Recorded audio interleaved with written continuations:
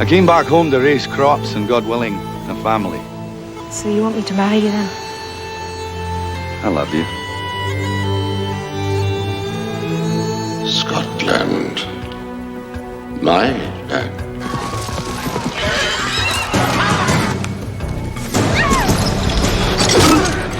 Sons of Scotland, I am William Wallace. He's quite a heroic character. He's completely uncompromising, which is why he's such an extraordinary character, and why there's a 300-foot monument still standing in Scotland. This one will fight forever. It's a wonderful story, and I hope that people understand how important it was to this man to fight for what he believed in. You tell your king that William Wallace will not be ruled. Peace is made in such ways. Slaves are made in such ways. It's an epic film. It really is life and death and darkness and the light. Action! And the picture is scope to actually be in front of the camera and behind the camera. It's ambitious. I must admit I burned a few brain cells on it. This is going to be a picnic. The driving force behind this is his passion for the project, and it comes right from the feet up. And I think this film has compassion. And I think that comes from Mel's heart. Really. They may take our lives, but they'll never take our freedom!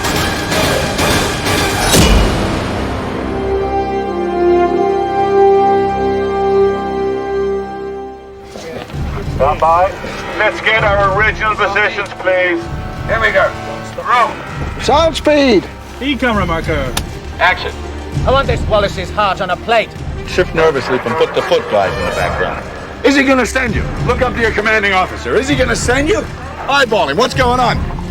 What are you waiting for? Leave them! I never was conscious of a point when I wanted to be an actor or a director or anything else. It just kind of happened. I'm a real film nut.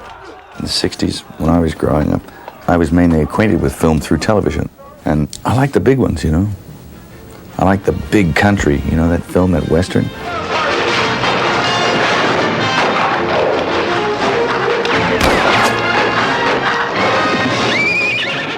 I like Double Indemnity with Fred MacMurray and Barbara Stanwyck.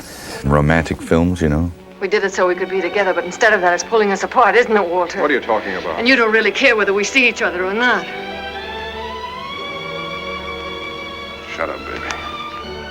But at the same time, I liked Spartacus, you know, the huge epic films.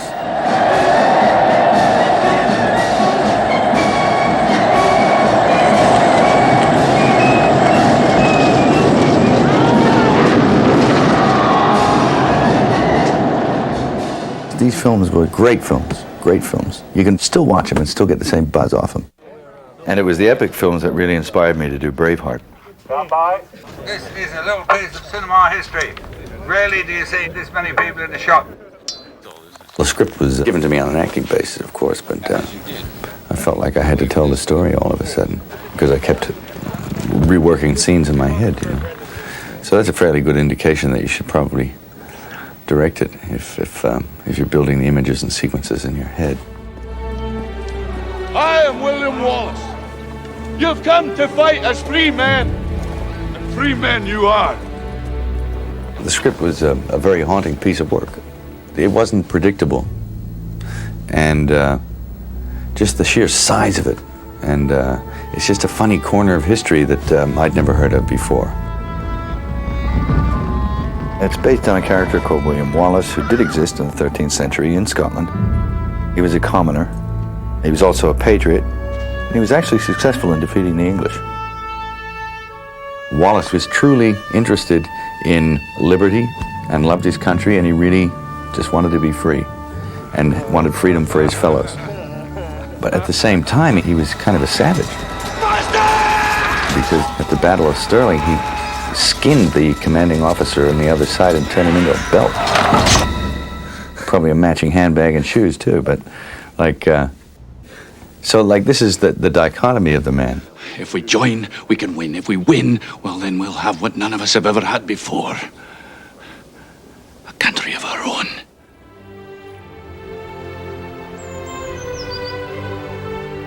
My wife and I were in Edinburgh, and we walked into the castle there and saw the statue of William Wallace. I thought, this is a Wallace, a famous Wallace, and I'd never heard of him. And I asked one of the guards there who he was, and he said, well, he's our greatest hero. And I began to read about him, but the actual facts of William Wallace's life, as established by historians, are minuscule. It's kind of sketchy, and you have to fill in. But luckily, there's also a lot of legend that surrounds the character. William Wallace is 7 feet tall. Wallace killed 50 men. 100 men. And if he were here, he'd consume the English with fireballs from his eyes and bolts of lightning from his arse. I am William Wallace. Those legends gave me a window into who the man truly was, how he had felt about his country, who he had loved, how he had loved.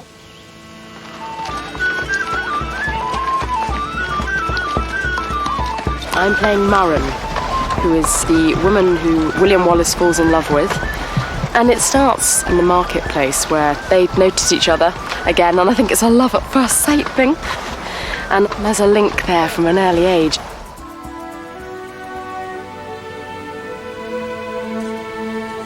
They knew each other when they were kids, and they had this kind of a spiritual bond early on. And when he came back for her, and it was all meant to be. I love you. Always have.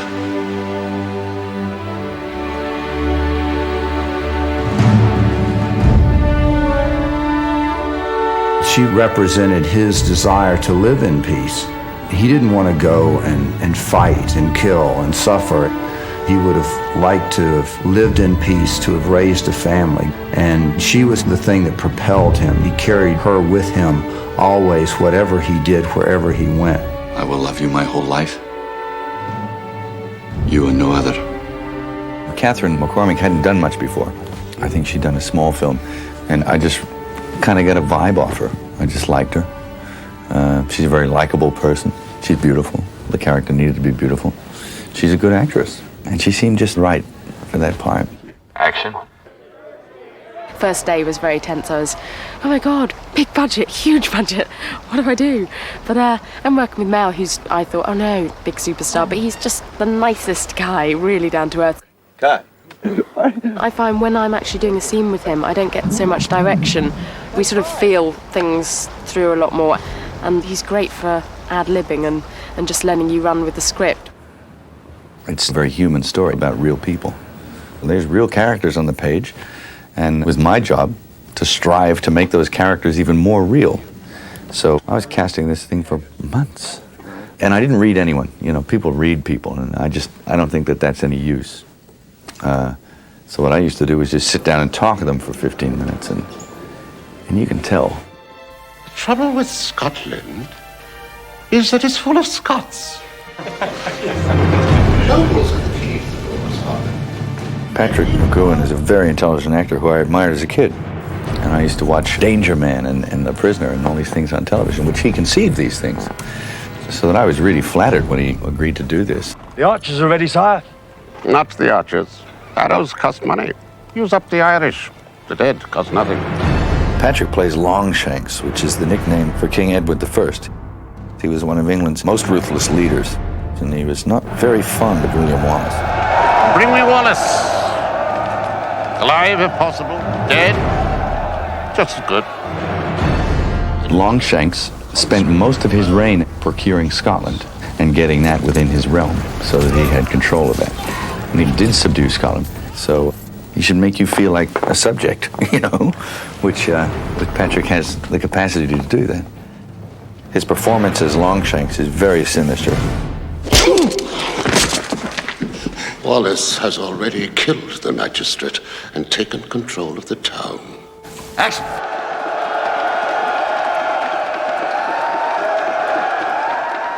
And a film of this size, coupled with the responsibilities of acting and the pressure of directing, it's a very demanding task.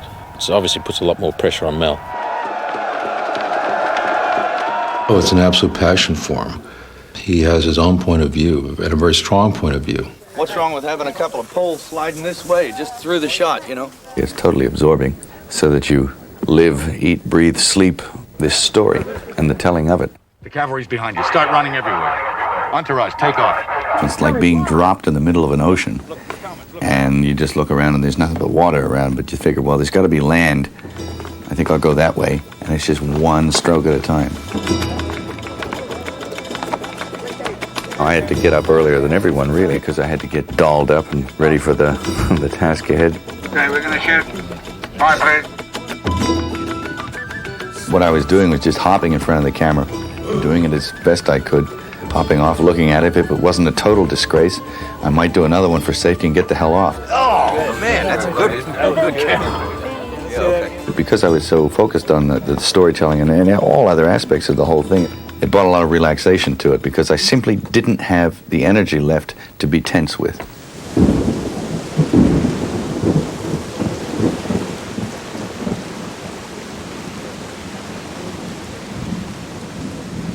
Scotland was very rainy. I mean, it rained almost constantly. Not the real teeming kind of rain, but the kind of rain that always drizzles and never stops. They had chosen to do the filming up near Inverness. And when the filming began, they discovered that it was one of the rainiest places, in fact, the rainiest spot in all of Europe. It's all a question of conditioning. We just decided to shoot. I just said, you can't worry about the weather. You just got to go for it. Otherwise, you'd never get it done if you stopped every time it rained. And so we just shot it. I gotta get used to it anyway. Let's do it! Well, it was miserable. We had to do take after take after take after take. Action! Cut. Hold it! Hold it! Cut. Take three! Well, obviously the horse doesn't want to stay here, but... Hold it! I was getting phone calls, and they were telling me, oh, conditions are just miserable. It looks absolutely gorgeous, but every step is an effort. Our noble saviors have arrived! I think it helped creatively on the film. The mud got all over everyone's clothes and on their faces, and it created a look that we would not have had if the weather didn't design it for us. It's primitive, man. There's dirt under their fingernails. But as it would have been, you know. In the 13th century, I'm sure that the mortality rate was high, and anybody that managed to survive was of really hardy, strong stock. If the plague didn't get them, or if they weren't eaten by leprosy or some horrible thing, if you lived past the age of 30, you were a Superman. I shall offer a truce and buy him off. Who knows then? I am the Princess of Wales. She meets him because the king organized a meeting to make a compromise for peace.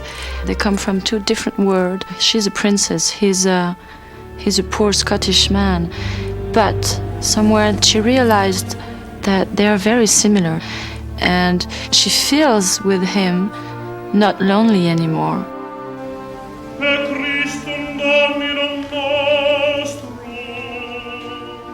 Longshanks selected the bride for his son, Edward II. He picked this beautiful woman who was brought to London to meet a man that she didn't know, who didn't know her. And there was truly nothing between the two of them.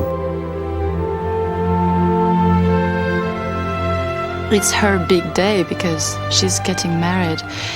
And we realize during the scene that her husband doesn't love her, and he probably loves someone else. And this someone else is just behind my back, and he's a young man. So it doesn't matter if it's a man or a woman. The fact is that she's not loved. I found that relationship fascinating, and Mel captured it in absolute beauty with looks. You were doing great, but I think it's the last one you look up here. In their wedding, there's no dialogue at all. It's shot with just looks, but he absolutely captured the separation of these two people and the tragedy of two people brought together and expected to love each other when there was nothing between them. Mark up. Action. Sophie has been in film since she was like a kid. She's very experienced and a big star in France. So she knows her way around a film set, and she knows what to do in front of the camera. Now, Sophie, peek out. She's regal. She's literally like a statue, a living statue. I mean, she's very statuesque. And I think comes off great in the film. Cut. Mel's a good director of actors because himself, he's a really, really good, excellent actor. That's my supposed sphere of expertise, you know, so I try and make it as comfortable for them as I can. And if they're comfortable, then they'll be more relaxed. And if they're more relaxed, I think you'll get better things from them. The best way to access any of this stuff is to, like, have fun with it. And the rest will follow. I mean, you just can't take it seriously. He's a grand lad, good sense of humour, bit of devilment in him, certainly. He's just good fun. I mean, you're there and there's thousands of people all around and you're the guy who's responsible for all this budget, all these people. It's all on your shoulders. So you might as well not get worried about it, because the minute you start doing that, you're going to get yourself into a knot. Now, you have achieved more than anyone ever dreamed. By fighting these odds, it looks like rage. And I'm Robert the Bruce in this film. He's sort of the head of the nobles, whom William Wallace comes to visit to basically try to get them on their side, to unite the country to beat the English. Well, there's no telling who'll be next. And it's an interesting character because he's kind of a bit of a lost soul. Maybe you. He wavers. Maybe me. He's constantly drawn to the darker aspects of compromise and wealth and preserving the castles and the lands which he has, along with all of the other wealthy people in that country. 217 Peter, take one. Unite us. Unite us. Right.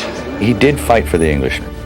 The nobility was famous for just switching sides. I mean, for whatever worked for them, they'd do it. See, there was no sense of that unity that Wallace had. They changed their loyalties like people change their underpants, you know. Those men who bled the ground red at Falkirk, they fought for William Wallace, and he fights for something that I've never had. And I took it from him when I betrayed him, and I saw it in his face on the battlefield. The dynamic between William Wallace and Robert the Bruce is one of the most exciting aspects to the whole story. In fact, it may be, in some ways, the true heart of the picture.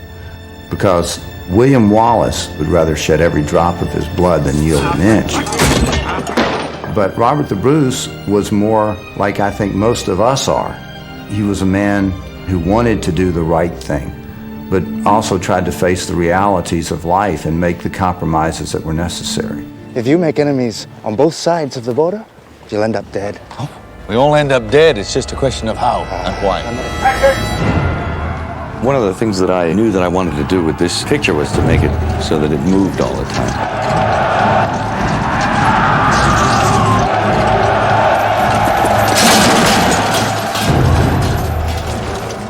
I watched all the battle films I could lay my hands on to see the kind of territory that's been covered before, and then tried to go further with it and really get the feeling of what it must be like to be in the middle of a 13th century battle. Get the smell of it. Your friends are being hacked to pieces. They're getting war picks slammed into their helmets, and their brains are falling out. My God. You have to execute it like a battle. So a large number of people sat around the table, and we actually planned these battles out, did storyboards and the whole 9 yards, because we knew that once we got in there, we were going to have to rely a lot on pre-planning. So be absolutely still and just look straight ahead at what you got to do and what might be coming at you.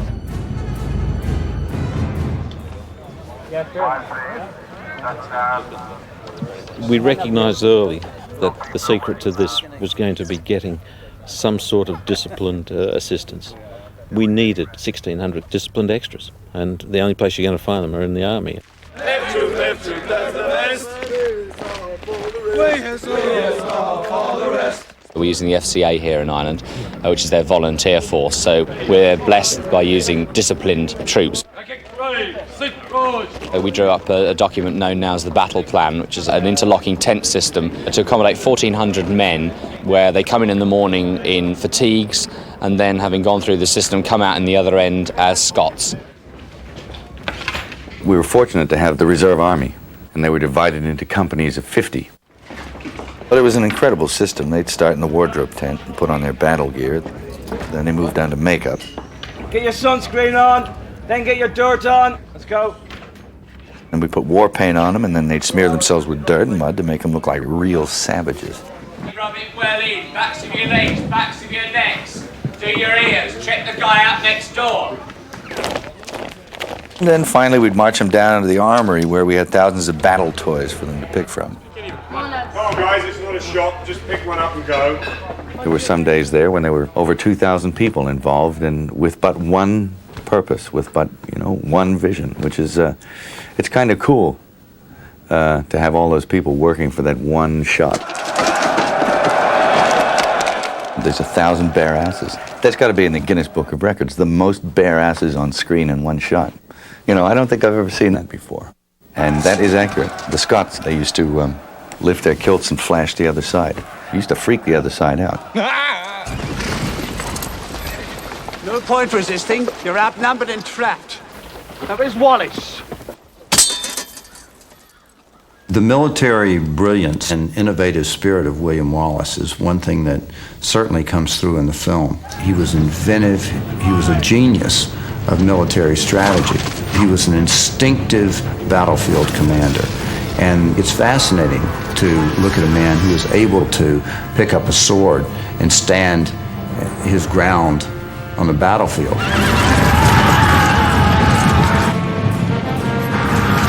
Our cavalry will ride them down like grass.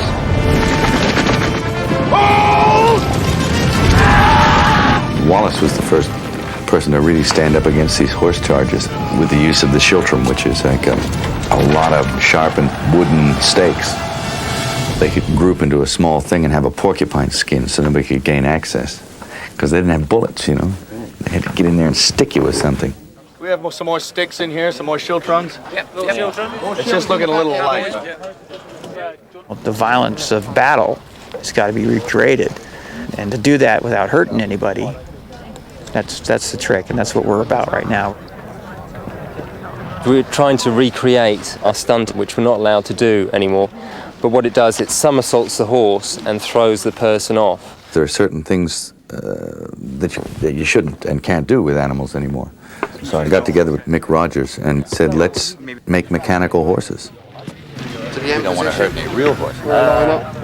Make ones that look real and do hideous things to them. Get that horse on, we will. Okay. They're basically foam, but they have a metal structure inside, so they weigh about 250 pounds apiece. But we'll have to go through like a test period where we have to make sure the horse is working right, because this is not something you just don't want to do it over and over again. You want to do it one time and walk away. Get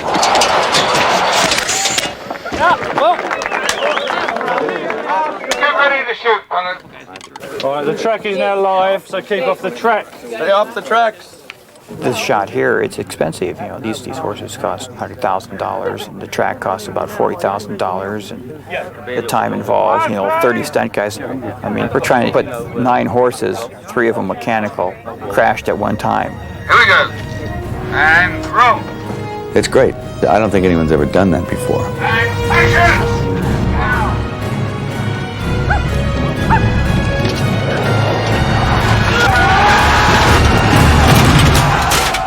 If you can spot them, you can have $10, That's only you I'm talking to.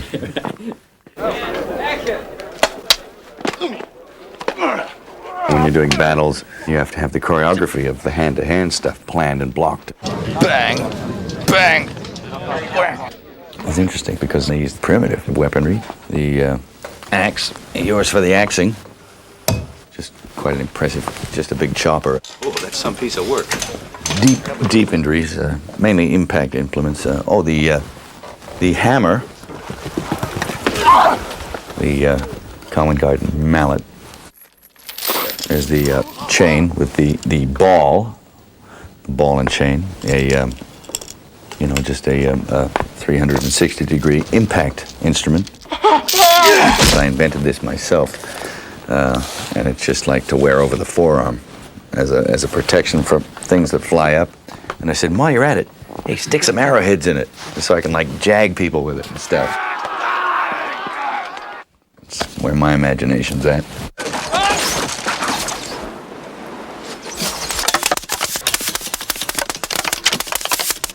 cut it. We got some great toys now that people from the past didn't have. You know, Kubrick, when he did Spartacus, didn't have the toys that we have now. You load the arrow machines up with rubber arrows, and it's like a bank of mortars all lined up on the back of a truck, hook up to an air cylinder, and you just like pull the plug and it goes, and everything just goes.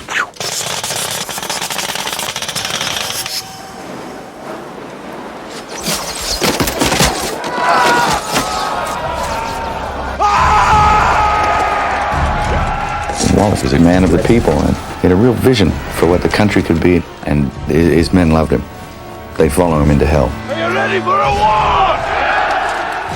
Stand by, ready, and action!